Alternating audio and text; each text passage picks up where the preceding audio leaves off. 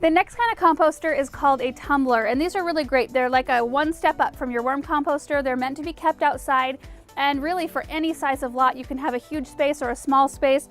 You're not going to get an enormous amount of compost from these, but you'll get a nice steady stream. But the best part about these is that they're great for people that maybe can't handle a traditional type compost pile or compost bin system where you have to get in with a tool and physically turn it.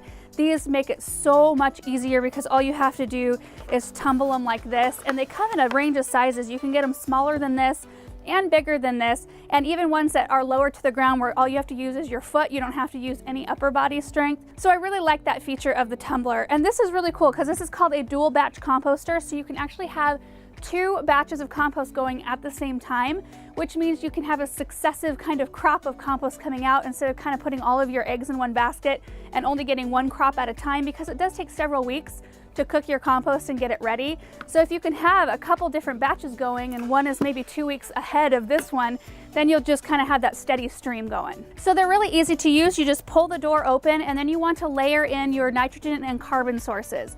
So first you go in with a layer of nitrogen, which is your kitchen scraps, your green stuff you've cut out of the garden, you know, more of the moist kind of materials. And then you go in with a layer of your carbon source, which is also called your brown materials, which is like shredded paper or dried leaves, cardboard, things that are not moist. Fill your bin until it reaches about 10 inches from the top, and then at this point you can add moisture if you need to. You want to shoot for a damp consistency, but not soggy. But it's okay if you accidentally add a little bit too much water because there are drain holes throughout the whole tumbler.